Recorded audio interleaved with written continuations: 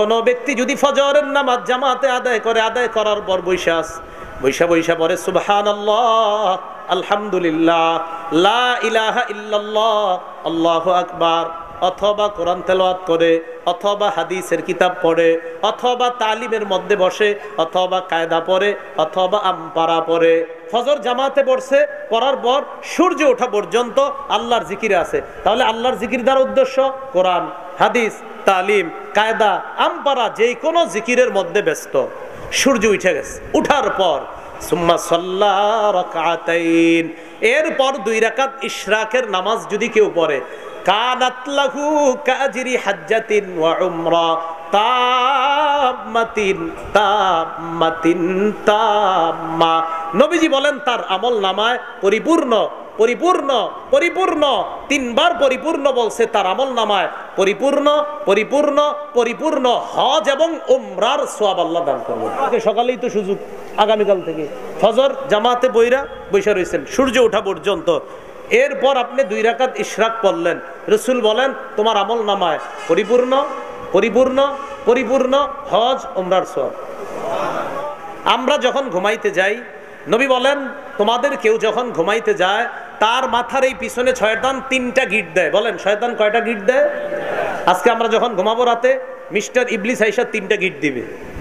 ইয়াদরিবু কুল্লা উকদাতিন আলাইকা লাইলুন তাবিল ফারকুদ। প্রত্যেক গিট দেওয়ার সময় ইবলিস কয় ঘুমাও, আরো ঘুমাও, রাত এখনো বাকি আছে, আরো ঘুমাও। চিন্তা করছেন কতটা ডিস্টার্ব করে ও ঘুমের সময় কয় কি। আর আমি তখন টেনশন করি, আপনাদের ইবলিস তো এটা করার সুযোগও পায় না, কারণ আপনারা তো 4টা পর্যন্ত তাহাজ্জুদে থাকেন, হ্যাঁ কেমনে কইব? ইবলিস যে আপনাদের কইব সুযোগই তো পায় না, হ্যাঁ বেচারা টেনশনে থাকে, যে না টেনশনে থাকে না, ও চিন্তা করে হেরে তো আমার কাজে লাগাই রাখছি, আর কি টেনশন। হ্যাঁ সুযোগে পায় না, আপনাকে যে গিট দিব সুযোগ পায় না, কারণ ঘুমানি তো 4টায়, ও সুযোগটা পাইব কখন? আমরা যখন ঘুমাই, ঘুমের সময় ইবলিস 3টা গিট দেয়। প্রথম গিট দেওয়ার সময় বলে, প্রত্যেকটা গিট দেওয়ার সময় বলে, বুঝছেননি রাতে গিট দেওয়ার সময় পায় না কি, বুঝছেননি না সবাই? হ্যাঁ সবাই, আমি তো ভালো ধারণা রাখছি তাহাজ্জুদ, আপনারাই কইতাছেন এটা। প্রত্যেকটা গিট দেওয়ার সময় কয় আলাইকা লাইলুন তাবিল ফারকুদ, আরো লম্বা রাত আছে ঘুমাও, আরে আরো লম্বা রাত আছে ঘুমাও। তো যখন সে ইনিস্তাইকাজা, বান্দা যখন জাগ্রত হয়, ফাকালা, যখন জাগ্রত হয়, ফাযাকারাল্লাহ, আল্লাহর নাম স্মরণ করে, আলহামদুলিল্লাহিল্লাযী আহইয়ানা বাদামা আমাতানা ওয়া ইলাইহিন নুশুর। কয় বান্দা যখন ঘুম থেকে জাগ্রত হয়, আল্লাহর নাম নেয়, ইনহাল্লাত উকদা, একটা গিট খুলে যায়। রইল কয়টা? 2টা। ফাইন তাওয়াদ্দা, যখন বান্দা উইঠা ওযু করে, ইনহাল্লাত উকদা, আরেকটা গিট খুলে যায়। রইল কয়টা? 1টা। ফাইন সাল্লা, যখন ফজরের নামাজ পড়ে, ইনহাল্লাত উকদা, তার 3য় গিটটাও খুলে যায়। নবীজি বলে ফাসবাহা নাশীতান নফস, তখন সে সকালবেলা উদ্যমী একটা মনোভাব নিয়ে উৎফুল্ল মনে তার সকালটা শুরু হয়। ভোরের হাওয়া, বলেন সবাই ভোরের হাওয়া। ফজরের পরে যে ভোরের হাওয়াটা, এটা থেকে আমরা সবাই বঞ্চিত। সহিহ বুখারীর বর্ণনা 3343 নম্বর হাদিসে আল্লাহ রাসূল বলেন, নুসিরতু বিস-সাবা, ভোরের হাওয়া দ্বারা আমাকে সাহায্য করা হয়েছে। ওয়া উহলিকাত আদুন বিদ-দাবুর, পশ্চিমের প্রচন্ড ঠান্ডা বাতাস দ্বারা আদ জাতিকে ধ্বংস করা হয়েছে। নবী বলেন ভোরের হাওয়া দ্বারা আমাকে সাহায্য করা হয়েছে। আর সেই ভোরের হাওয়ার সময় আমরা ভোরের হাওয়া নেয় না এখন আর মানুষ। ওই যে ঘুমায় দেরি করে, আপনার ওঠে না ফজরে, ভোরের হাওয়া নেয় না। তিরমিজি শরীফের 12 মানে কি 1212 নাম্বার হাদিস, তো সহজে মনে রাখবেন 12। এই হাদিসের মধ্যে আল্লাহ রাসূল বলেন, আল্লাহুম্মা বারিক লি উম্মতি ফি বুকুরিহা, আল্লাহ আপনি আমার উম্মতের ভোর বেলার সময়টাতে বরকত দিয়ে দেন। এই জন্য তো বাচ্চাদেরকে ভোরে উঠানো হয়, কেন? ওই সময় তাদের মেধাটা ভালো থাকে। ভোরের যে হাওয়া, ওই বরকতি হাওয়ায় তার মেধা থাকে ভালো, কোরআন তাড়াতাড়ি মুখস্থ হয়ে যায়। কেউ বুঝছেননি কেন উঠানো হয় রাতে? আল্লাহ বুঝার তৌফিক দান করেন। হ্যাঁ, তাহলে রাসূল বলেন আসবাহা নাশীতান নফস, একটা উদ্যমী মনোভাব নিয়ে সকালবেলা উঠে, কখন? ফজরের নামাজ পড়ে। ওয়াইল্লা, যদি ফজর না পড়ে তাহলে আসবাহা, সেই ব্যক্তি এমন ভাবে ওঠে, খবিসান নফস, নফসটা থাকে খবিসের মতো, কাসলান, অলস ভঙ্গিতে ওঠে। ওইটা সবার সাথে ঝগড়া করে, মারেও ঝগড়া করে, বিবির সাথে ঝগড়া করে, ভাই বোন সবার সাথে, মেজাজ খারাপ। কারণ যে ফজর পড়ে না, মেজাজ ভালো থাকবে কিভাবে? কথাগুলো মনে থাকবে নি সবার? ওই যে আল্লাযীনা হুম আন সালাতিহিম সাহুন, যারা নামাজে অলসতা করে। তাহলে বলেন তো আমরা সাধারণত কয় নামাজে অলসতা করি? 1 নাম্বার, 2 নাম্বার, 3 নাম্বার। আজকে থেকে অলসতা করব না ইনশাআল্লাহ। মনে থাকবে তো ভাইয়া সবার? এরপরে আল্লাহ বলেন আল্লাযীনা হুম ইউরাউন ওয়া ইয়ামনাউনাল মাউন, ধ্বংস তাদের জন্য যারা মানুষকে দেখানোর জন্য নামাজ পড়ে। সূরা নিসার 142 নম্বর আয়াতে আল্লাহ বলেন ইন্নাল মুনাফিকিনা ইউখাদিউনাল্লাহ, মুনাফিকরা আল্লাহরে ধোঁকা দেয়, ওয়া হুয়া খাদিউহুম, আসলে আল্লাহ তাদেরকে ধোঁকায় ফালায়া রাখে। ওয়া ইযা কামু ইলাস সালাহ, মুনাফিকরা যখন নামাজে দাঁড়ায়, কামু কুসালা, অলস ভঙ্গিতে দাঁড়ায়। সত্যি করে বলেন এরকম অলস ভঙ্গির মুসল্লি আমরা দেখি কিনা? মসজিদে যাওয়ার পর কান খাই যায়, জামা ঠিক করে, কি করে না করে, ভাই আপনাদের হাতে পায়ে ধরি, এভাবে করেন না। নামাজ যখন পড়বেন তখন এদিক সেদিক কিছু করেন না। ওই সময় আল্লাহরে দেখানোর জন্যই নামাজটা পড়েন, কাউরে দেখানোর জন্য নামাজ পড়ব না। এই আয়াতের ব্যাখ্যায় তাফসিরে তবারিতে ইমাম তবারি লিখেছেন আল্লাযীনা ইউসাল্লুনা ওয়া হুম ইউরাউনান নাস, যারা নামাজ পড়ে মানুষকে দেখানোর জন্য, ওয়া ইয়াজুন্নুনা, মানুষ মনে করে আন্নাহুম মুমিনুনা, তারা তো ঈমানদার। আসলে তারা নামাজ পড়ে মানুষকে দেখানোর জন্য, যেন মানুষ মনে করে তারা ঈমানদার। আসলে তারা ঈমানদার কিনা এটার মধ্যে সন্দেহ আছে। কেন? যারা নামাজে অলসতা করে তাদের মধ্যে মুনাফিকের স্বভাব। আল্লাযীনা হুম ইউরাউন ওয়া ইয়ামনাউনাল মাউন, সর্বশেষ ধ্বংস তাদের জন্য যারা সামান্য জিনিস দিতে অস্বীকার করে, সামান্য জিনিস দিতে চায় না। পাশের ঘরের একজন আইসা বলল একটু তোমার সুইটা দাও, আমি কাঁথাটা সেলাই করে আবার দিয়ে দিব, আপনি এটা দেন না। একটু তোমার বাসনটা দাও, 3টা প্লেট দাও, মেহমান আসছে, একটু পরে দিয়ে যাব, আপনি দেন না। তোমার কুড়ালটা একটু দিবা, একটু পরে দিয়ে দিব, তুমি এটা দেন না। তো আল্লাহ বলতেছেন ওয়ায়ামনাউনাল মাউন, মানে আপনার প্রয়োজনীয় কিছু সামগ্রী আছে যা এই মুহূর্তেই বাজার থেকে আনা সম্ভব না, আপনার থেকে নিয়ে এই প্রয়োজনটা সারতে পারে, এটা দিতে আপনি কৃপণতা করেন। তো আল্লাহ বলেন তাদের জন্য ধ্বংস। আমি আপনাদের সামনে যেই সূরাটা তেলাওয়াত করেছি এই সূরার নাম সূরাতুল মাউন। আমি আশাবাদী এখানে আমরা যারা আছি বেশিরভাগ মানুষ এই সূরাটা আমরা পারি। কিছু সংখ্যক মুখস্থ না পারলেও দেখে দেখে সবাই পড়তে পারে বলে আমরা আশা রাখি। মাউন অর্থ হলো আপনার গৃহস্থালী প্রয়োজনীয় সামগ্রী, ঘরের প্রয়োজনীয় যে সমস্ত জিনিসগুলা কাজে লাগে, সুই, বাসন, শাবল, আপনার কুড়াল, কোদাল, যেই জিনিসগুলা মানুষ হঠাৎ প্রয়োজন পড়ে যায়, বাজারে যাওয়া এই মুহূর্তে সম্ভব না, পাশের ঘরে বা পাশের বাড়িতে গিয়ে এই জিনিসগুলা মানুষের কাছে চেয়ে কিছুক্ষণের জন্য নিয়ে আসে, আবার পৌঁছায়া দেয়, এইগুলাকে বলা হয় মাউন। এই সূরার মধ্যে একটা শব্দ আছে মাউন। এই মাউনের দিকে লক্ষ্য করে এই সূরার নামকরণ করা হয়েছে সূরাতুল মাউন। আল্লাহ পাক রব্বুল আলামিন বলেন আরাআইতাল্লাযী ইউকাযযিবু বিদ্দীন, আপনি কি ওই ব্যক্তিকে দেখেছেন যে দিনকে অস্বীকার করে, কর্মফলকে অস্বীকার করে? কিয়ামতের ময়দানে আল্লাহ পাক রব্বুল আলামিন আমাদেরকে কর্মফল দিবেন। দুনিয়াতে যা করেছি এই কর্মের ফল দিবেন কিয়ামতের ময়দানে। তো আল্লাহ বলেন তাকে কি আপনি দেখেছেন যে কর্মফলকে অস্বীকার করে?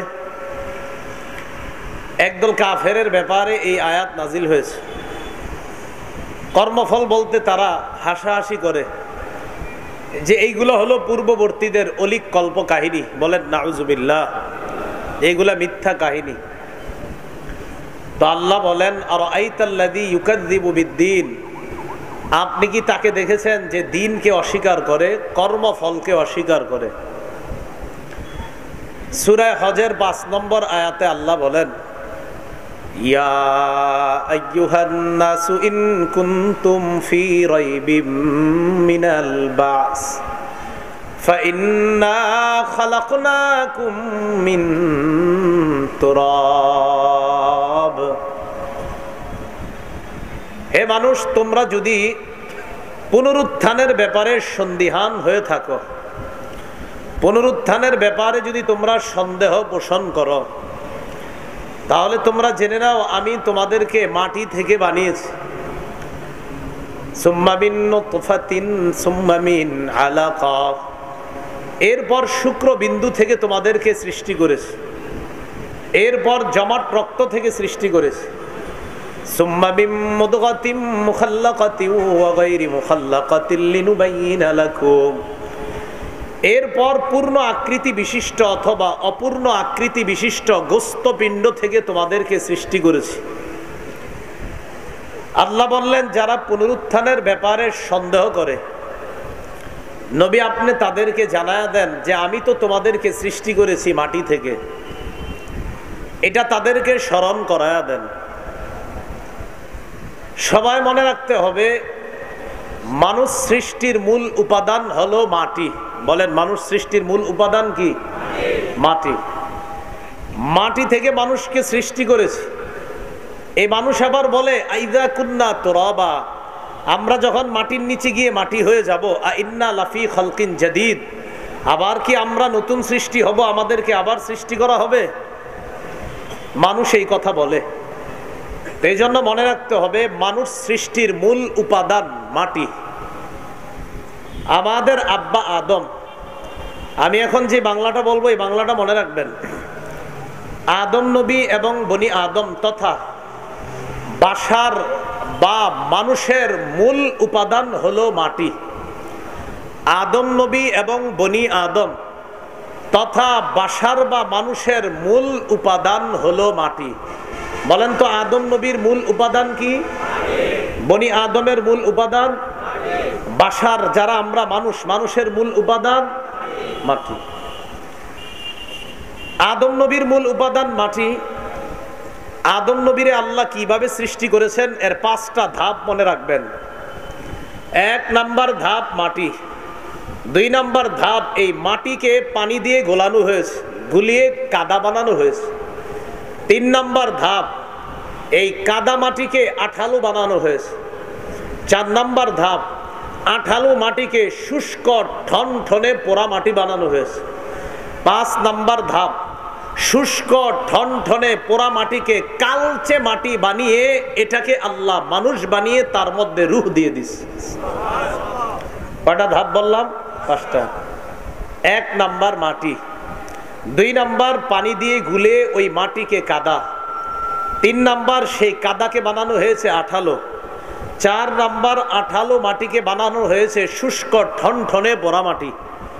5 নাম্বার শুষ্ক ঠনঠনে পোড়া মাটিকে বানানো হয়েছে কালচে মাটি। এই যে 5 ধাপে আল্লাহ আদমকে বানিয়েছেন, এই 5 ধাপের দলিল খুব মনোযোগ দিয়ে শুনেন। আমার দিকে 1 নাম্বার মাটি দলিল, সূরা আলী ইমরানের 59 নম্বর আয়াতে আল্লাহ বলেন, ইন্না মাসালা ঈসা ইনদাল্লাহি কামাসালি আদম খালাকাহু মিন তুরাব।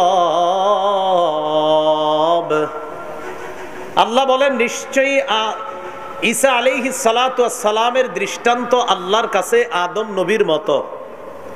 খালাকাহু মিন তুরাব, আল্লাহ আদম নবীকে সৃষ্টি করেছেন মাটি থেকে। তাহলে 1 নাম্বার উপাদান পেয়ে গেলাম মাটি, প্রথম ধাপ। দ্বিতীয় ধাপ মনে আছে আপনাদের? পানির সাথে মিশিয়ে ওই মাটিকে বানানো হয়েছে কাদা। দলিল সূরা আলিফ লাম মিম আস-সাজদা, হাফিজি কোরআন শরীফ অনুযায়ী, হাফিজি কোরআন মাজিদ অনুযায়ী 21 নম্বর পারা 14 নম্বর পৃষ্ঠা, আলিফ লাম মিম আস-সাজদার 7 নম্বর আয়াতে আল্লাহ বলেন, মানুষকে আল্লাহ পাক রব্বুল আলামিন যে বানিয়েছেন কাদা মাটি থেকে, এই আয়াতে আল্লাহ বলেন, আল্লাযী আহসানা কুল্লা শাইইন খালাকা ওয়া বাদাআ খালকাল ইনসানি মিন তিন। আল্লাহ সমস্ত সৃষ্টিকে সুন্দর করে সৃষ্টি করেছেন, আর মানুষের সৃষ্টির সূচনা করেছেন আল্লাহ মিন তিন, কাদা মাটি থেকে। তাহলে প্রথম ধাপ মাটি, দ্বিতীয় ধাপ কাদা মাটি। বলেছিলাম আমরা দ্বিতীয় ধাপে মাটিকে পানির সাথে মিশিয়ে এটাকে কাদা বানানো হয়েছে। 3 নম্বর ধাপ আঠালো মাটি। এটারে যে আঠালো বানানো হয়েছে দলিল 23 নম্বর পারা সূরা আস-সাফাত, হাফিজি কোরআন হাকিম অনুযায়ী 5 নম্বর পৃষ্ঠা।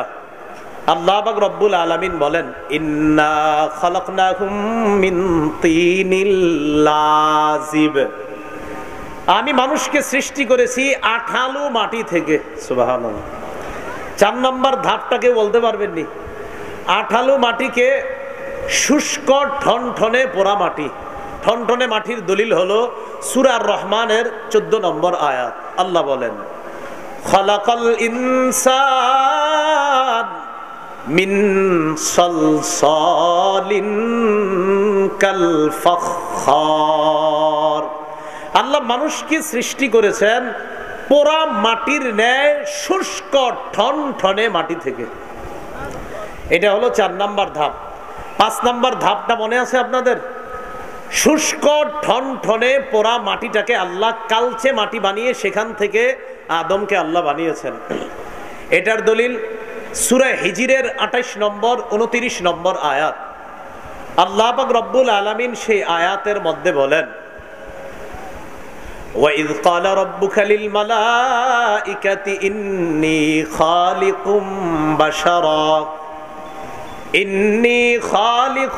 بَشَرًا مِّن صَلْصَالٍ مِّنْ حَمَإٍ مَسْنُونٍ।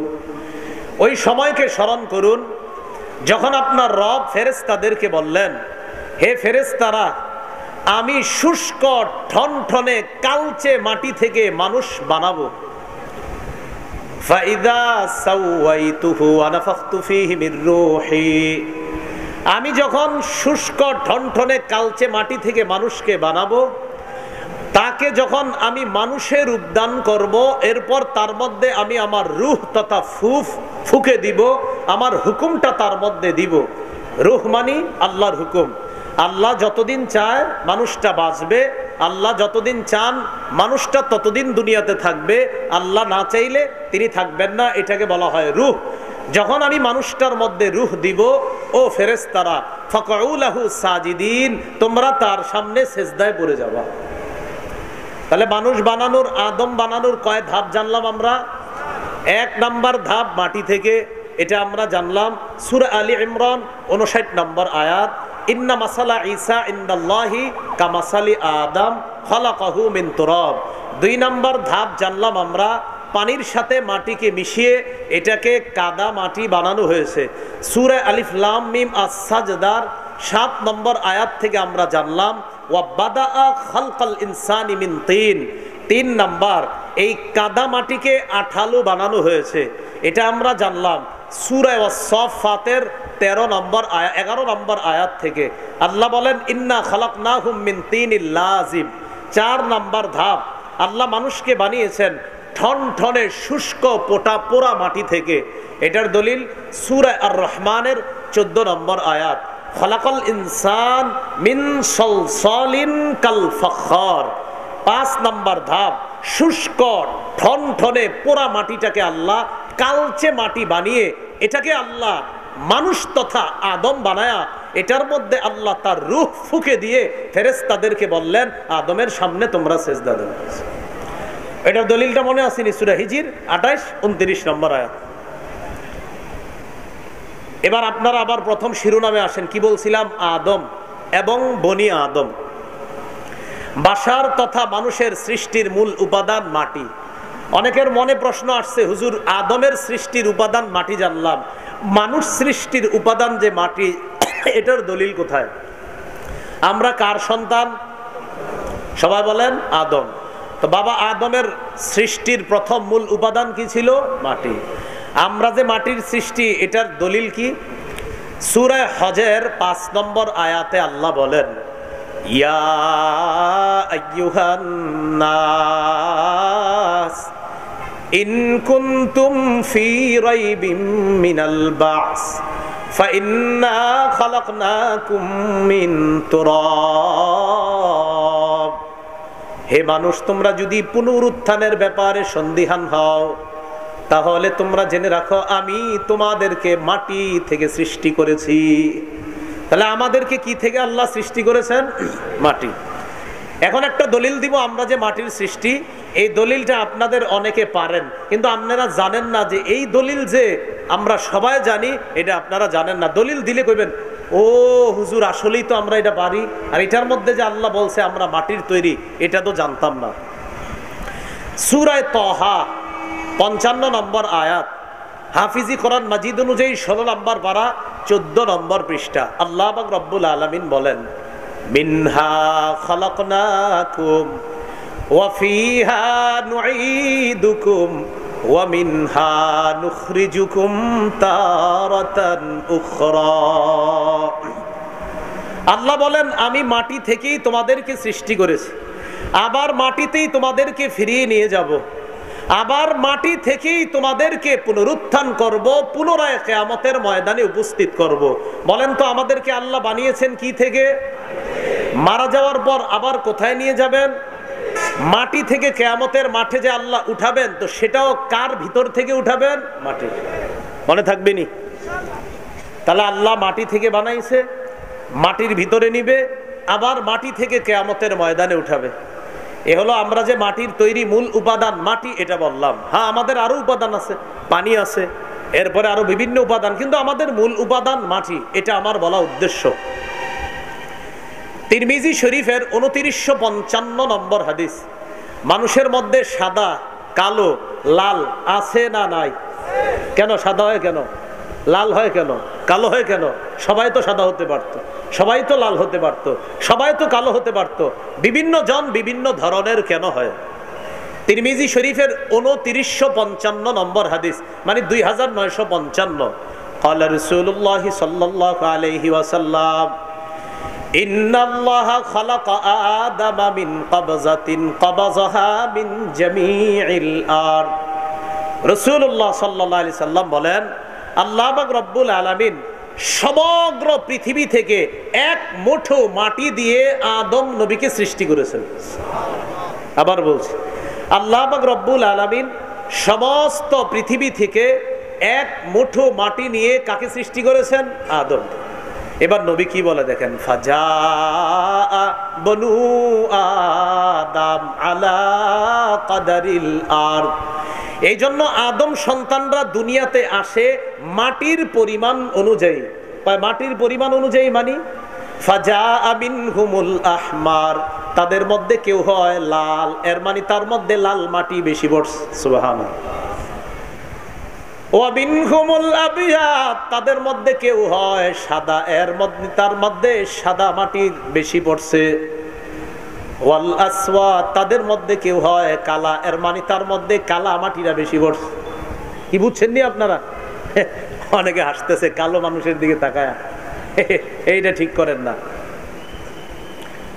আদম নবীকে আল্লাহ পুরা পৃথিবী থেকে বানাইছে এক মুঠো মাটি দিয়ে, তাই আদম সন্তান মাটির পরিমাণ অনুযায়ী দুনিয়াতে আসে।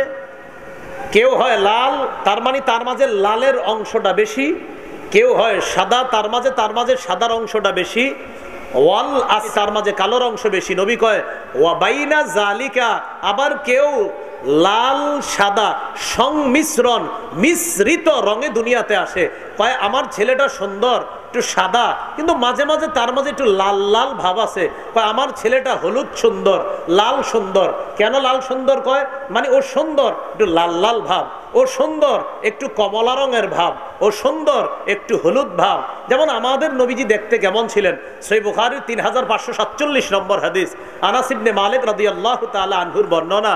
তিনি বলেন আজহারুল লাউন, রাসূলুল্লাহ সাল্লাল্লাহু আলাইহি সাল্লাম কেমন ছিলেন?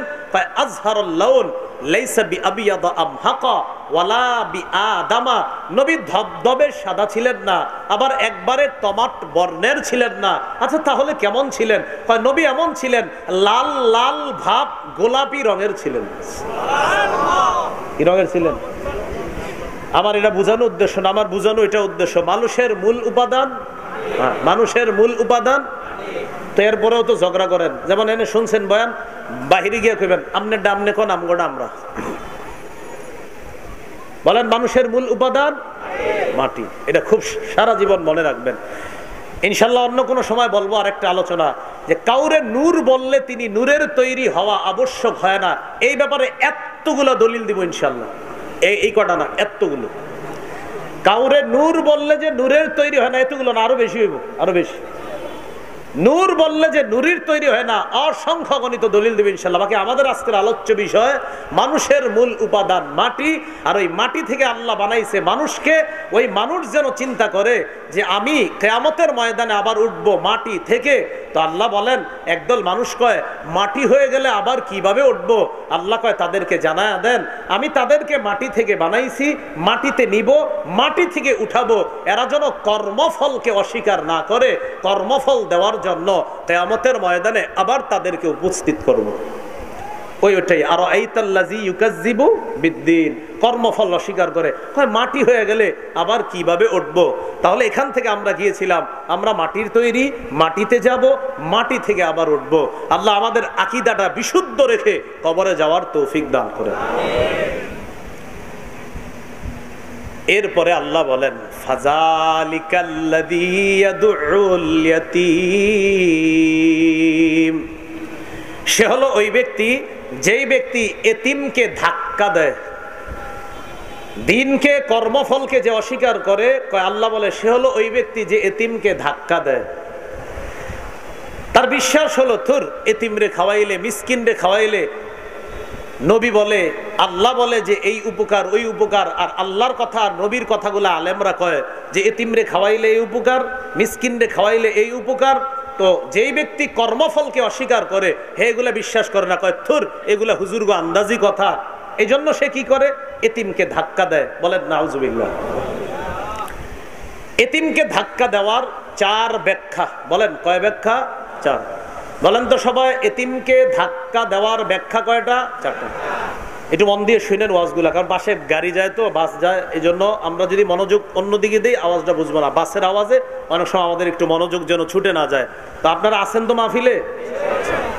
বলেন এতিমকে ধাক্কা দেওয়ার কয় ব্যাখ্যা? এক নাম্বার, আল্লাযী ইয়াকহারুল ইয়াতীমা, যে এতিমকে ধমক দেয়। দুই নাম্বার, আল্লাযী ইয়াজলিমুহু হাক্কা, যে এতিমের সম্পদ অন্যায়ভাবে আত্মসাৎ করে। তিন নাম্বার, লা ইউতিমুহু, যে এতিমকে খাওয়ায় না। চার নাম্বার, ওয়ালা ইউহসিনু ইলাই, যে এতিমের প্রতি সদাচরণ করে না। আমি আবার বলবো, বলার পর আপনারা সবক শোনাইবেন। এতিমকে ধাক্কা দেওয়ার চার ব্যাখ্যা। এক নাম্বার, এতিমকে ধমক দেওয়া। দুই নাম্বার, এতিমের সম্পদ অন্যায়ভাবে ভক্ষণ করা। তিন নাম্বার, এতিমকে না খাওয়ানো। চার নাম্বার, এতিমের প্রতি অসৎ আচরণ করা। এক নাম্বার, আল্লাযী ইয়াকহারুল ইয়াতীমা, যে এতিমকে ধাক্কা দেয়, সবাই মুখস্থ করে ফেলবেন। দুই নাম্বার, যে এতিমের সম্পদ অন্যায়ভাবে আত্মসাৎ করে। তিন নাম্বার, যে এতিমকে খাওয়ায় না। চার নাম্বার, লা ইউহসিনু ইলাই, এতিমের প্রতি সদাচরণ করে না। এবার আপনারা কোন এতিমকে ধাক্কা দেওয়ার কয় ব্যাখ্যা? এক, দুই নাম্বার, তিন নাম্বার না খাওয়ানো, চার নাম্বার সদ্ব্যবহার না করা। ওর রুহের মতো কর নাই তো সবাই? ওর রুহ বুঝেননি? সুবহানাজিল মুলকি ওয়াল মালাকুত শেষে কয় ওর রুহ, আরে মাঝের টিয়ার কয় না, মানে কয় না বলতে পারে না। এরকম তারাবি পড়ছেননি আপনারা? আচ্ছা, আল্লাহ আমাদেরকে হেফাজত করেন। দেখবেন সুবহানাজিল মুলকি কয়ে টান দেয়, শেষে সবাই একসাথে কয় ওর রুহ। মাঝে কি হয়েছে আল্লাহ জানে। আপনারা তো আবার এমনি কর নাই। আচ্ছা আচ্ছা। ফাযালিকাল্লাযী ইয়াদউল ইয়াতীম, যে এতিমকে ধাক্কা দেয়। এরপরে আল্লাহ বলেন, ওয়ালা ইয়াহুদ্দু আলা তুআমিল মিসকিন, নিজেও অসহায়কে খাওয়ায় না, অন্য কেউ অসহায়কে খাওয়াবে এই ব্যাপারে উৎসাহিত করে না। ওয়ালা ইয়াহুদ্দু আলা তুআমিল মিসকিন, অসহায়কে খাওয়ানোর ক্ষেত্রে অন্য কাউকে উৎসাহিত করে না। সহিহ বুখারীর বর্ণনা 6005 নম্বর হাদিস, ক্বালা রাসূলুল্লাহ সাল্লাল্লাহু আলাইহি ওয়াসাল্লাম আনা ওয়া কাফিলুল ইয়াতীম ফিল জান্নাতি হাকাযা ক্বালা বিইসবাইহি আস-সাবাবাতি ওয়াল বুসতা। আল্লাহর নবী এই দুই আঙ্গুল এইভাবে দইরা কয়, আমি এবং এতিমের লালন পালনকারী অভিভাবক জান্নাতে এইভাবে থাকবো, এইভাবে থাকবো, এইভাবে। আরে বুঝাইছিনি? নবীজি বলেন আমি আর এতিমের অভিভাবক এইভাবে জান্নাতে থাকবো। সুবহানাল্লাহ। ক্বালা রাসূলুল্লাহ সাল্লাল্লাহু আলাইহি ওয়াসাল্লাম ইযা আরাদতা আইয়ালিনা কলবুকা ফামসাহ রাসাল ইয়াতীম। তুমি যদি চাও তোমার অন্তরটা নরম হোক, তাহলে তুমি এতিমের মাথায় হাত বুলাও, আল্লাহ তোমার অন্তরকে নরম বানায় দিবে।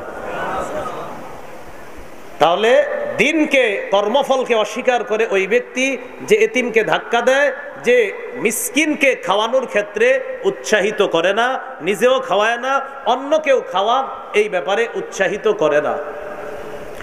এবার আল্লাহ বলেন ফাওয়াইলুল লিল মুসাল্লিন আল্লাযীনা হুম আন সালাতিহিম সাহুন। ফাওয়াইলুল লিল মুসাল্লিন, ধ্বংস ওই সমস্ত অলস নামাজীদের জন্য। আল্লাহ বলেন ধ্বংস ওই সমস্ত অলস নামাজীদের জন্য যারা নামাজের ক্ষেত্রে অলসতা করে, যারা নামাজের ব্যাপারে গাফলতি করে, যারা অলসতা করে। ওয়াইল বলেন আমার সাথে, ওয়াইল। ওয়াইল অর্থ ধ্বংস, বলেন ওয়াইল অর্থ। জাহান্নামের একটা এলাকা আছে, ওই এলাকাটার নামও ওয়াইল। তাহলে ওয়াইলের এক অর্থ ধ্বংস। ওয়াইল জাহান্নামের একটা এলাকার নামও আছে। আল মুস্তাদরাক লিল হাকিম হাদিসের কিতাব 3919 নম্বর হাদিসের বর্ণনা। ক্বালা রাসূলুল্লাহ সাল্লাল্লাহু আলাইহি ওয়াসাল্লাম আল ওয়াইলু ওয়াদিন ফি জাহান্নাম ইয়াহবি ফিহিল কাফিরু 40 খরিফা ক্বাবলা আন ইয়াবলুগা ক্বারা। রাসূলুল্লাহ সাল্লাল্লাহু আলাইহি সাল্লাম বলেন ওয়াইল জাহান্নামের এমন একটা এলাকার নাম, যেই এলাকার মধ্যে একজন কাফের ওই এলাকার গভীরতায় পৌঁছার আগ পর্যন্ত 40 বছর শুধু নিচে যাইতেই থাকবে, এরপরে গিয়ে ওই ওয়াইল নামক জাহান্নামের গভীরতায় পৌঁছবে। কি বুঝছেননি সবাই? তাহলে ওয়াইল জাহান্নামের এমন একটা উপত্যকার নাম, এমন একটা এলাকার নাম, যেই এলাকার গভীরতায় পৌঁছার আগে এক ব্যক্তি শুধু নিচে যাইতে থাকবে কয় বছর? 40 বছর কাফের যাইতে থাকবে। আল্লাহ আমাদের সকলকে এই ওয়াইল থেকে হেফাজত করেন। এই আয়াত নাজিল হয়েছে মুনাফিকদের ব্যাপারে। আগেরটা হলো ওই কাফের যে কর্মফলকে অস্বীকার করে, আর এটা হলো ওই মুনাফিক যারা নামাজের ক্ষেত্রে অলসতা করে। তাহলে বলেন তো আপনারা, নামাজে যারা অলসতা করে তারা কার স্বভাব নিয়ে চলে? হয় না সবাই? কার স্বভাব? মুনাফিকের। নামাজে অলসতা করার ব্যাখ্যা কি?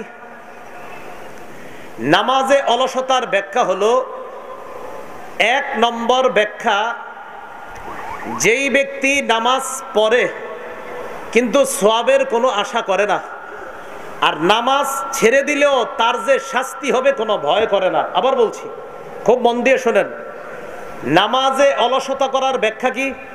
আব্দুল্লাহ ইবনে আব্বাস রাদিয়াল্লাহু তাআলা আনহুমার বর্ণনা, তিনি বলেন হুয়াল মুসাল্লি ইউসাল্লি লাম ইয়ারজু লাহা সাওয়াবান। আবার বলছি, হুয়াল মুসাল্লি আল্লাযী ইউসাল্লি লাম ইয়ারজু লাহা সাওয়াবা। যেই মুসল্লি নামাজ পড়ে এমন ভাবে যে নামাজের যে একটা পুরস্কার আছে এটার সে কোনো আশা করে না, আরে থুর, হইলে হইছে, না হইলে নাই। এই ইবনে আব্বাস পরে বলেন ওয়াল মুসাল্লি আল্লাযী ইজা তারাকাহা, ওই মুসল্লি, যেই মুসল্লি নামাজ ছেড়ে দেয়, লাম ইয়াখশা আলাইহা ইকাবা, নামাজ ছেড়ে দিলে যে আল্লাহ তারে শাস্তি দিবে এটার কোনো ভয় নাই তার মধ্যে। আবার বলছি, নামাজ পড়লে যে পুরস্কার পাবে এই আশা নাই, আর নামাজ ছেড়ে দিলে যে আল্লাহ তারে শাস্তি দিবে এই ভয় নাই। এটাকে ইবনে আব্বাস বলেন নামাজে অলসতার ব্যাখ্যা। বুঝে আসছেনি সবার? আব্দুল্লাহ ইবনে আব্বাস আরেকটা ব্যাখ্যা করছেন, আল্লাযীনা ইউআখিরুনা আস-সালাতা আন আওকাতিহা, যারা নির্ধারিত সময়ে নামাজ না পড়ে একদম শেষের দিকে গিয়ে পড়ে তারা হলো নামাজে অলসতাকারী। এটা ইবনে আব্বাসের ব্যাখ্যা।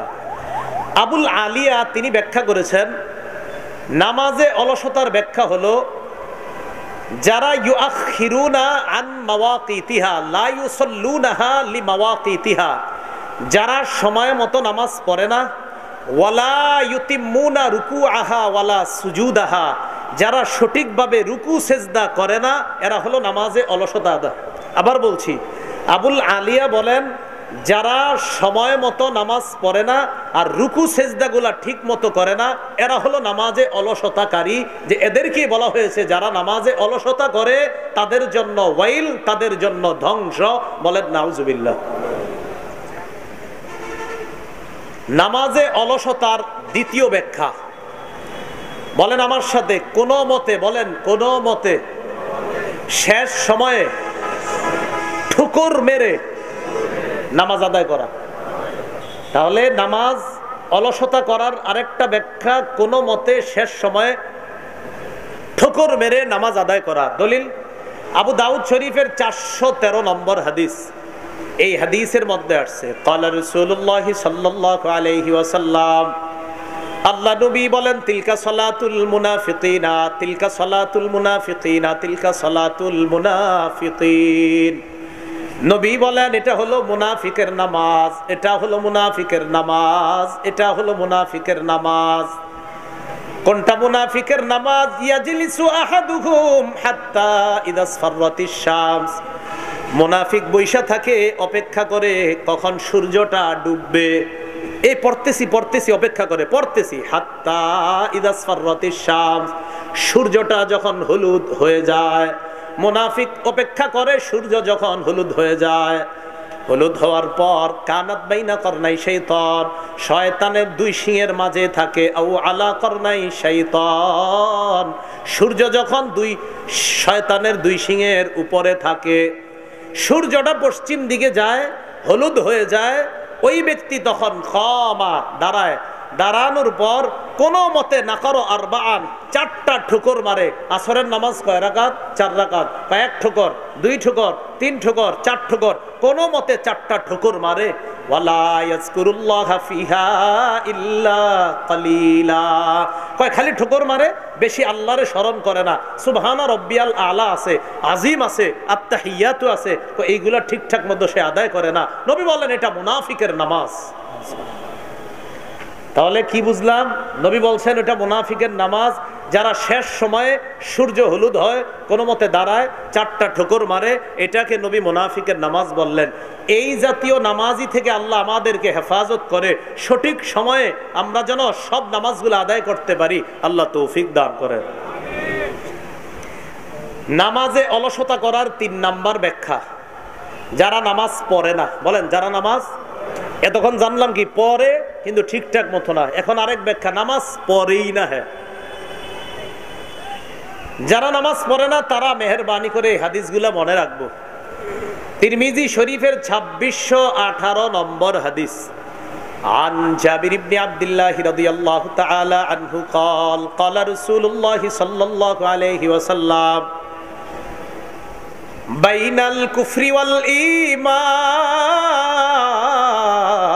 তারকুস সালাহ। আল্লাহ নবী বলেন কুফর আর ঈমানের মাঝে পার্থক্য হলো নামাজ ছেড়ে দেওয়া। নবী বলেন কুফর আর ঈমানের মাঝে পার্থক্য হলো নামাজ ছেড়ে দেওয়া। এবার আমি বলবো অর্ধেক, বাকিটা আপনারা বলবেন। বলেন কুফর আর ঈমানের মাঝে পার্থক্য, কুফর আর ঈমানের মাঝে পার্থক্য কি মনে থাকবেনি সবার? তিরমিজি শরীফের 2619 নম্বর হাদিস, এই সনদেই বল ক্বালা রাসূলুল্লাহ সাল্লাল্লাহু আলাইহি ওয়াসাল্লাম, আল্লাহ নবী বলেন বাইনাল আবদি ওয়া বাইনাশ শিরকি আও বাইনাল কুফরি তারকুস সালাহ। বান্দার মাঝে শিরিকের মাঝে এবং কুফুরের মাঝে, বান্দার মাঝে শিরিকের মাঝে অথবা কুফুরের মাঝে পার্থক্য হলো তারকুস সালাহ, নামাজ ছেড়ে দেওয়া। ইমানদার বান্দা শিরিক আর কুফুরের মাঝে পার্থক্য হলো নামাজ ছেড়ে দেওয়া। এবার আপনারা বলেন ইমানদার বান্দা শিরিক অথবা কুফুরের মাঝে, ইমানদার বান্দা শিরিক অথবা কুফুরের মাঝে পার্থক্য হলো নামাজ। আবার বলছি, ইমানদার বান্দা কুফুর অথবা শিরিকের মাঝে পার্থক্য হলো নামাজ। আল্লাহ আমাদেরকে প্রতিনিয়ত 5 ওয়াক্ত সালাত যেন আমরা সময় মতো আদায় করতে পারি, আল্লাহ তৌফিক দান করেন। তিরমিজি শরীফের 2621 নম্বর হাদিসের বর্ণনা। এই হাদিসের মধ্যে আসছে রাসূলুল্লাহ সাল্লাল্লাহু আলাইহি ওয়াসাল্লাম বলেন, আল আহদুল্লাযী বাইনানা ওয়া বাইনাহুম আস-সালাহ। আমাদের মাঝে আর কাফেরদের মাঝে পুরস্কারের পার্থক্য হলো নামাজ। সুবহানাল্লাহ। আমাদের মাঝে আর কাফেরদের মাঝে পুরস্কারের পার্থক্য হলো নামাজ। নামাজের দ্বারা আমরা পুরস্কার পাবো জান্নাত, আর নামাজ ছাড়া কাফেরের পুরস্কার হলো জাহান্নাম। বলেন, আমাদের মাঝে আর কাফেরদের মাঝে পুরস্কার পাওয়ার পার্থক্য, ঈমান আর কুফরির মাঝে পার্থক্য ছেড়ে দেওয়া না, নামাজ ছেড়ে দেওয়া। বান্দা কুফর আর শিরিকের মাঝে পার্থক্য, নামাজ ছেড়ে দেওয়া। আমাদের মাঝে আর কাফেরদের মাঝে পুরস্কারের পার্থক্য নামাজ। নামাজ আমরা পড়লে পুরস্কার পাবো জান্নাত, কাফের নামাজ পড়ে না, তাই তাদের পুরস্কার হলো জাহান্নাম। আল্লাহ আমাদেরকে কথাগুলো আমল করার তৌফিক দান করেন। তিরমিজি শরীফের 2622 নম্বর হাদিসের বর্ণনা, কানা আসহাবু মুহাম্মাদিন সাল্লাল্লাহু আলাইহি ওয়াসাল্লাম লা ইয়ারাউনা শাইআম মিনাল আ'মাল তারকুহু কুফরুন গায়রাস সালাহ। নবীজির সাহাবীগণ নামাজ ছেড়ে দেওয়াটা কুফরি, যে এই নামাজ ছেড়ে দেওয়া যে কুফরি, এটা ছাড়া আর অন্য কোনো কিছুকে তারা কুফরি মনে করতেন না। সাহাবায়ে কেরাম নামাজ ছেড়ে দেওয়াটাই শুধু কুফরি মনে করতেন। তো নবীর সাহাবারা নামাজ ছেড়ে দেওয়া ছাড়া অন্য কোনো আমলকে আর কুফরি মনে করতেন না, নামাজ ছেড়ে দেওয়াটাকে তারা সবচেয়ে বড় কুফরি মনে করতেন। এবার প্রথম অংশ আমি বলবো, শেষেরটা আপনারা বলেন তো, নবীর সাহাবীগণ সবচেয়ে বড় কুফরি মনে করতেন কোন আমল ছেড়ে দেওয়া? আল্লাহ যেন আমগরে কথাগুলা বুঝার তৌফিক দান করেন। তা আসেন পরের অংশে যাই। আল্লাযীনা হুম আন সালাতিহিম সাহুন, যারা নামাজে অলসতা করে। আলেম ছাড়া অন্য কেউ বলতে পারবেন না আমরা সাধারণত কয়েকত নামাজে অলসতা করি। মাশাআল্লাহ, কয়েকত? 3 ওয়াক্ত। আমরা সাধারণত 3 ওয়াক্ত নামাজে বেশি অলসতা করি। বলেন আমার সাথে সবাই, ফজর, আসর, এশা। ঠিক না? ফজর, আসর, এশা।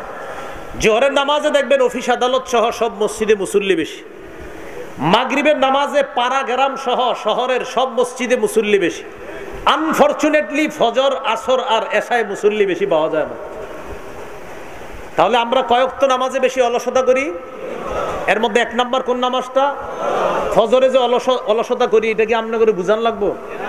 না লাগলেও কিছু কই, শোনেন। মুসলিম শরীফের বর্ণনা 1377 নম্বর হাদিস, আমাদের মাদ্রাসার পাঠ্যপুস্তক অনুসারে 656 নম্বর হাদিস। কিতাবের নাম আল মাসাজিদ ওয়া মাওয়াদিউস সালাহ, বাবু ফদলিল ইশাই ওয়াস সুবহি ফি জামাআ। ইমাম মুসলিম রাহমাতুল্লাহি আলাইহি একটা শিরোনাম আছে কিতাবের মধ্যে, অধ্যায়। এই অধ্যায়টা হলো মসজিদ এবং নামাজের স্থানসমূহ। শিরোনামটা হলো এশার নামাজ এবং ফজরের নামাজ জামাতে আদায় করার ফজিলত। قال رسول الله صلى الله عليه وسلم من صلى العشاء في جماعة فكأنما قام نصف الليل। রাসূলুল্লাহ সাল্লাল্লাহু আলাইহি সাল্লাম বলেন, যে ব্যক্তি এশার নামাজ জামাতে পড়বে, আজকে যারা যারা এশার নামাজ জামাতে পড়বেন, পড়ার পর ঘুমায়া যাইবেন, কিচ্ছু করেন না, আর নামাজ পড়ে ঘুমায়া গেছেন, ফাকান্নামা কামা নিসফাল লাইল, ওই ব্যক্তি অর্ধেক রাত জাগ্রত হয়ে ইবাদত করলে যেই সওয়াব, এশার নামাজ জামাতে পড়ে ঘুমায়া থাকলেও সেই সওয়াব। এশার নামাজ জামাতে পড়ে কেউ যদি ঘুমায়া যায়, অর্ধেক রাত নামাজ দাঁড়িয়ে দাঁড়িয়ে পড়লে, ইবাদত করলে যেই সওয়াব, আল্লাহ ঘুমের মধ্যে থাকলেও, আপনারা যদি ঘুমেও থাকেন, আল্লাহ আপনাদেরকে ওই সওয়াব দান করবেন। এশার নামাজের পরে কোন নামাজ? ওয়ামান সাল্লাস সুবহা ফি জামাআ, কোন ব্যক্তি যদি ফজর নামাজ জামাতের সাথে পড়ে ফাকান্নামা সাল্লাল লাইলা কুল্লাহ, ওই ব্যক্তি সারা রাত নামাজ পড়ার সওয়াব পেয়ে যায়। পড়বেননি ফজর? তাহলে এশা যদি কেউ জামাতে পড়ে অর্ধেক রাত ইবাদতের সওয়াব। ফজরের নামাজ যদি কেউ জামাতে পড়ে, এশার নামাজ জামাতে বইরা ঘুমায়া গেছেন, সারা রাত ঘুমায়া রইছেন, এখনো ফজর পড়েন নাই, বাস অর্ধেক রাত ইবাদতের সওয়াব অলরেডি পেয়ে গেছেন।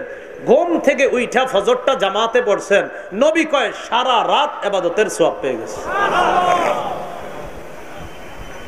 ফজরের ব্যাপারে আরেকটা বর্ণনা শুনেন, তিরমিজি শরীফের 2164 নম্বর হাদিস।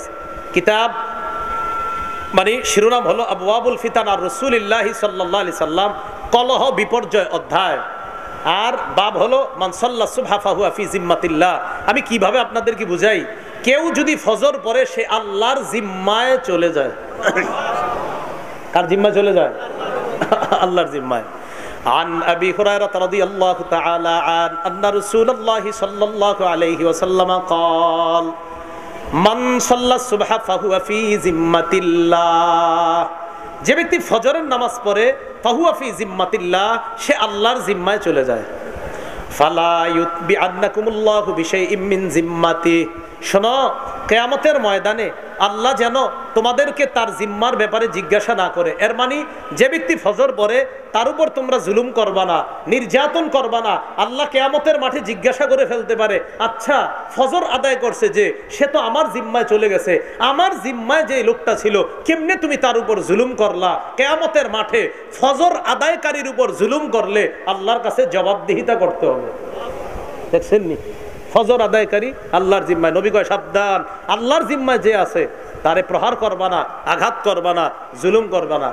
এই জন্য ফজর নামাজ যে পড়বেন, পড়ার পর কেউ যদি মারতে টারতে ঝগড়া করতে আসে, বলবেন ভাই ফজর পড়ছি, ঝামেলা করেন না তো।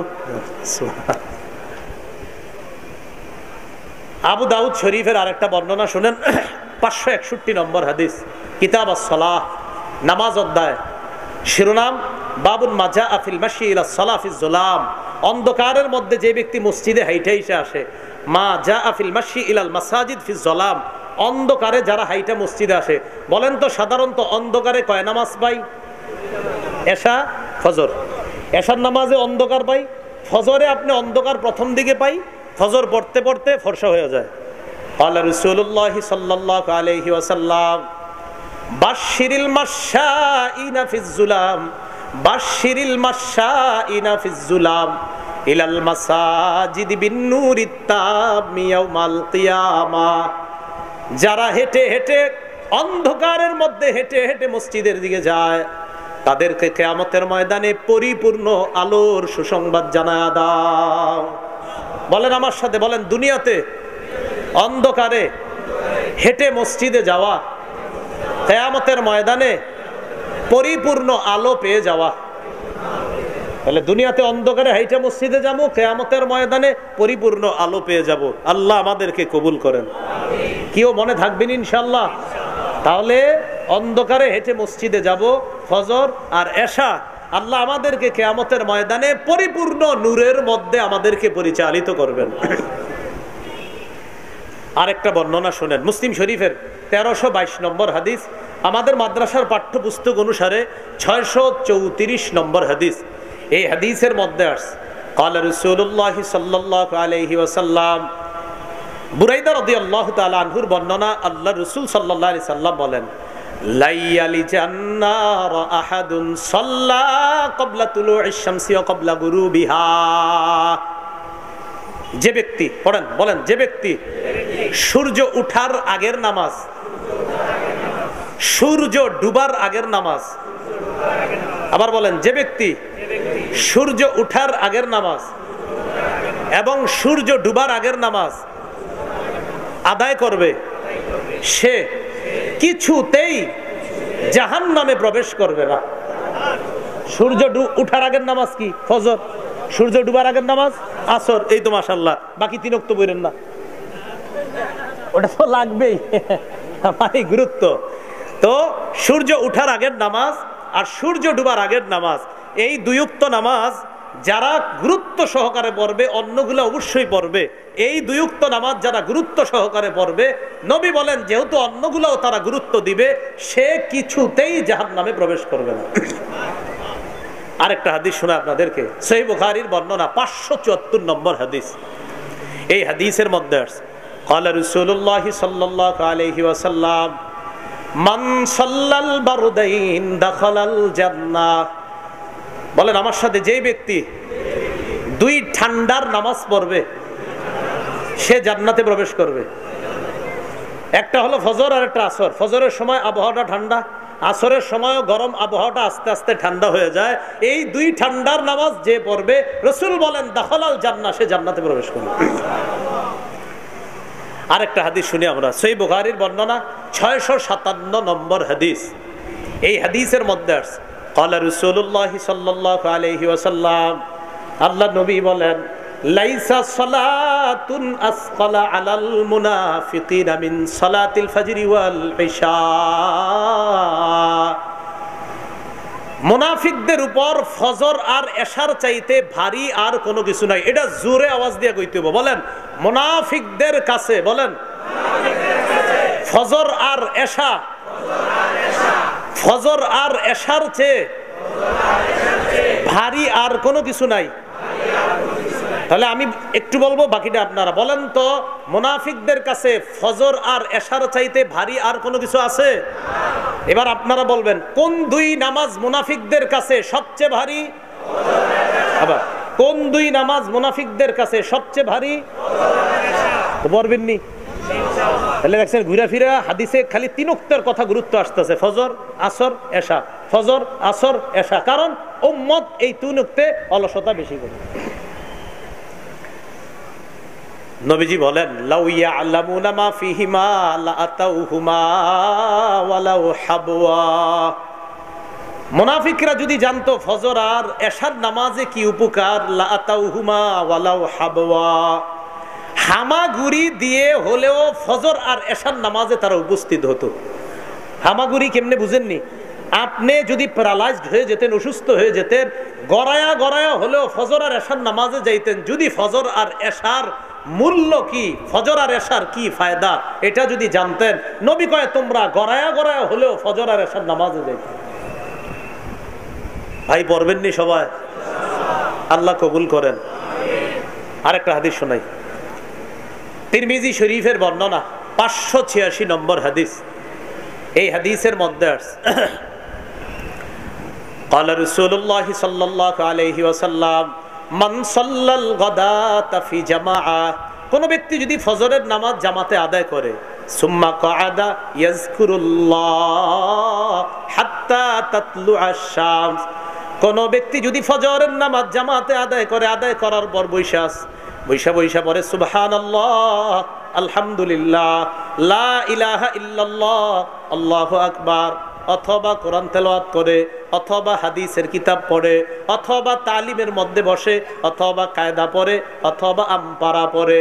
ফজর জামাতে পড়ছে, পড়ার পর সূর্য ওঠা পর্যন্ত আল্লাহর জিকিরে আছে। তাহলে আল্লাহর জিকির দ্বারা উদ্দেশ্য কোরআন, হাদিস, তালিম, কায়দা, আমপারা, যেই কোনো জিকিরের মধ্যে ব্যস্ত।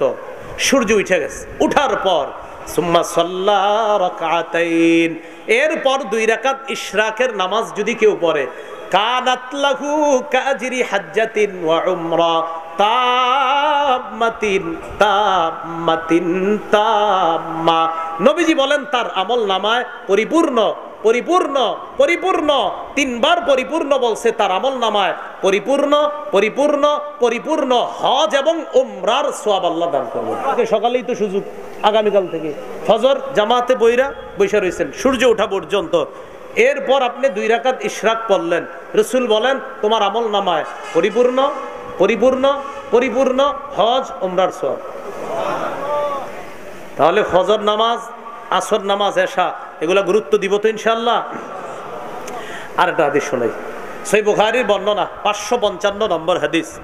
قال رسول الله صلى الله عليه وسلم يتعاقبون فيكم ملائكة بالليل وملائكة بالنهار।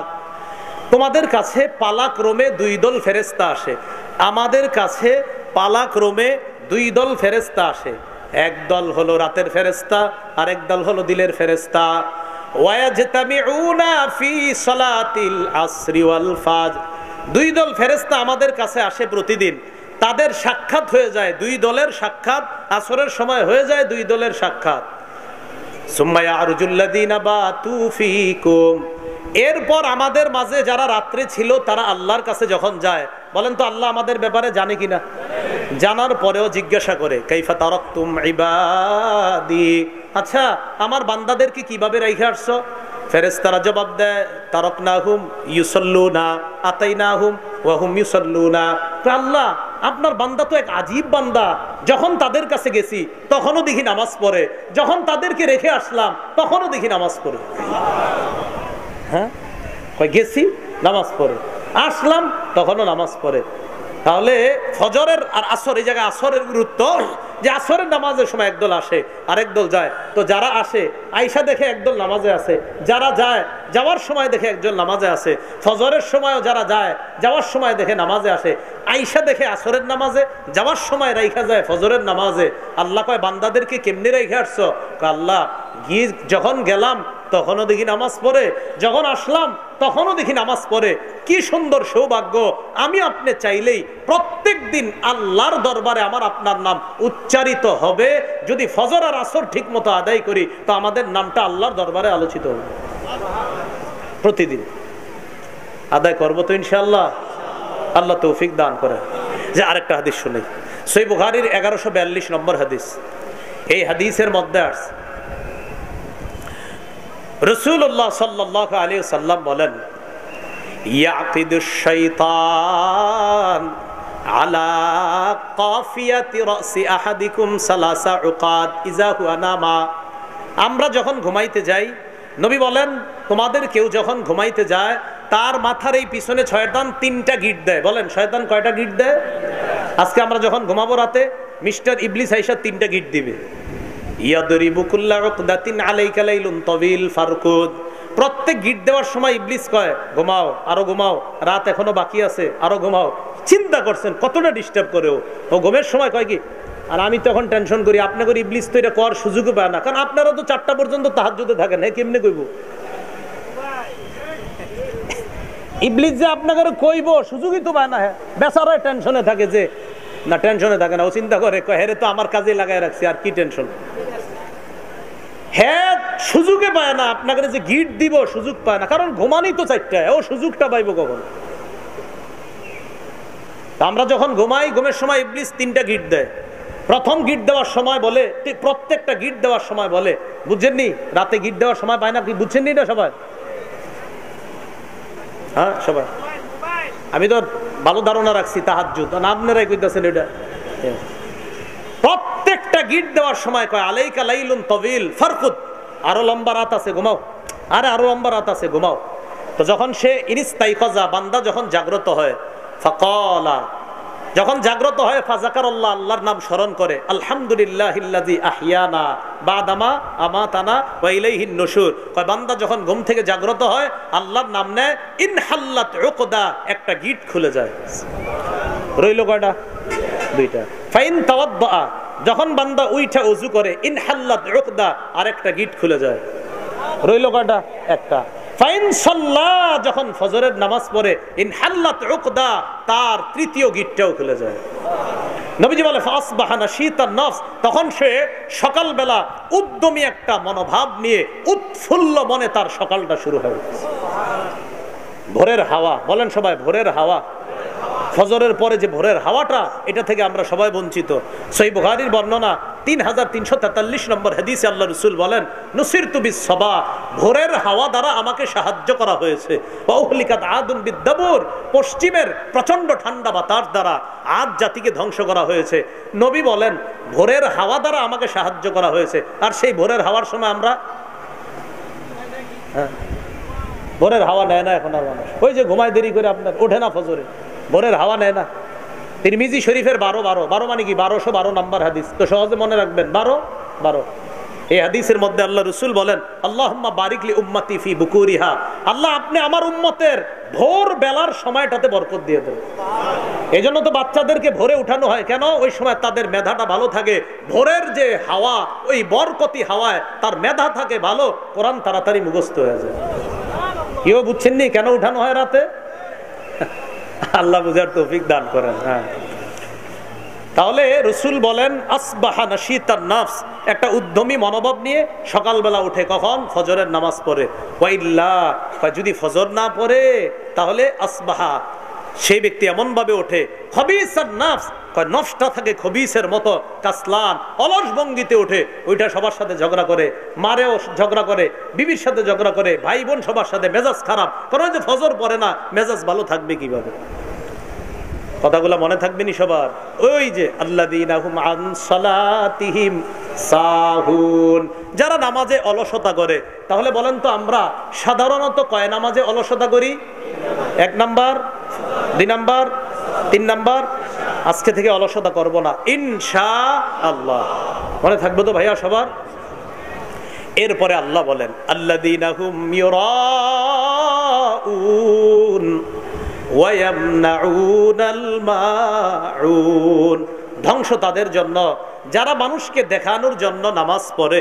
সূরা নিসার 142 নম্বর আয়াতে আল্লাহ বলেন ইন্নাল মুনাফিকিনা ইউখাদিউনাল্লাহ, মুনাফিকরা আল্লাহরে ধোঁকা দেয়। ওয়া হুয়া খাদিউহুম, আসলে আল্লাহ তাদেরকে ধোঁকায় ফেলায় রাখে। ওয়া ইযা কামু ইলাস সালাহ, মুনাফিকরা যখন নামাজে দাঁড়ায়, কামু কুসালা, অলস ভঙ্গিতে দাঁড়ায়। সত্যি করে বলেন, এরকম অলস ভঙ্গির মুসল্লি আমরা দেখি কিনা?